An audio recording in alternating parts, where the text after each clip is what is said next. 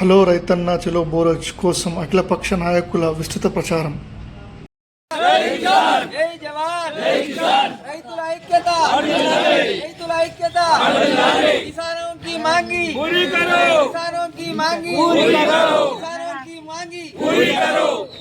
రైతు లేనిదే రాజ్యం లేదు, రైతు లేనిదే రాజ్యం లేదు, రైతు లేనిదే రాజ్యం లేదు. రైతులకు మద్దతు ధర కల్పించాలి, రైతులకు మద్దతు ధర కల్పించాలి. రైతులకు తేమ శాతం తొలగించాలి, రైతులకు తేమ శాతం తొలగించాలి, రైతుల తేమ శాతం తొలగించాలి. రంగుమారిన ధాన్యాన్ని కొనుగోలు చేయాలి, రంగుమారిన ధాన్యాన్ని కొనుగోలు చేయాలి. సోయా పంటను కొనుగోలు చేయాలి.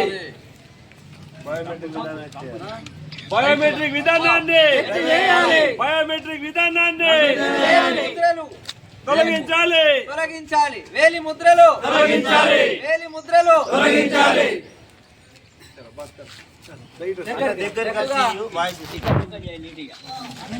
చాందా గ్రామ రైతు సోదరులకు అదేవిధంగా చాందా గ్రామస్తులకు ప్రతి ఒక్కరికి కూడా పేరు పేరున నమస్కారం తెలియజేస్తూ ఈరోజు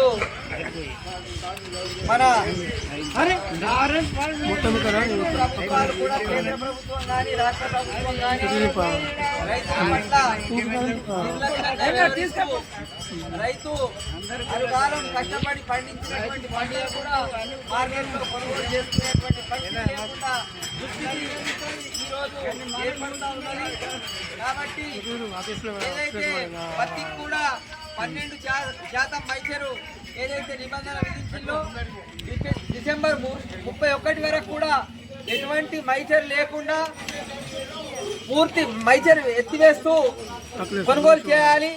అదేవిధంగా సోయా పంటను కూడా రంగు మారినటువంటి ధాన్యాన్ని కూడా ప్రభుత్వం కొనుగోలు చేయాలి.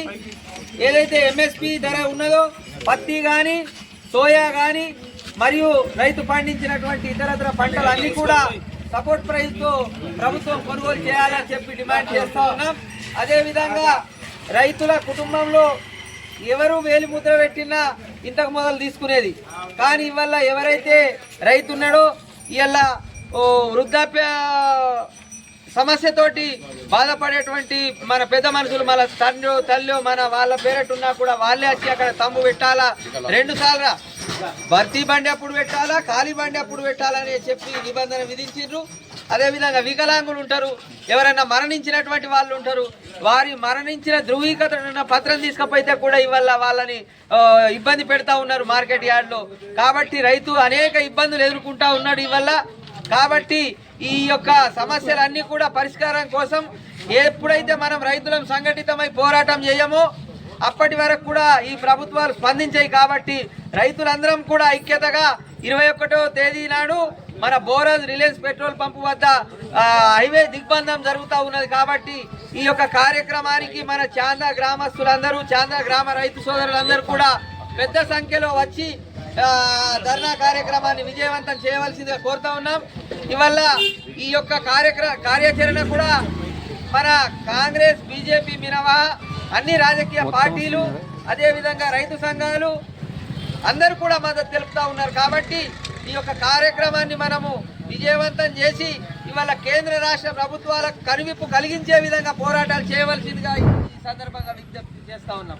పంజాబ్లో దాదాపు 13 నెలలు మన రైతులు పోరాటం చేస్తే పార్లమెంటులో రూపొందించినటువంటి చట్టాలని కూడా ఇవాళ ఉపసంహరించుకొని ప్రధానమంత్రి మోడీ గారు రైతులందరికీ క్షమాపణ చెప్పినటువంటి సందర్భాలు కూడా మనం చూస్తూ ఉన్నాం. కాబట్టి ఇవాళ మనం కూడా సంఘటితమై పోరాటం చేయకపోతే వీళ్ళు మన రైతుల్ని మొత్తం పారిశ్రామికవేత్తలకు ఇవాళ ఈ అదాని అంబానీ లాంటి అటువంటి వారికి ఈ వ్యవసాయాన్ని అంతా కూడా కట్టబెట్టి మనని జీతగాల లెక్క చేసే ఆలోచనతోటి ఈ ప్రక్రియ జరుగుతూ ఉన్నది. కాబట్టి మనం అందరం కూడా సంఘటితంగా పోరాడవలసిందిగా ఈ సందర్భంగా విజ్ఞప్తి చేస్తా ఉన్నాం. జై జవాన్, జై కిసాన్, జై జవాన్, జై కిసాన్. రైతు లేనిదే రాజ్యం లేదు, రైతు లేనిదే రాజ్యం లేదు. హమారీ మాంగి పూరీ కరో, హమారీ మాంగి పూరీ కరో. జై కేసీఆర్, జై జోగురామన్న. ఆపే అన్న.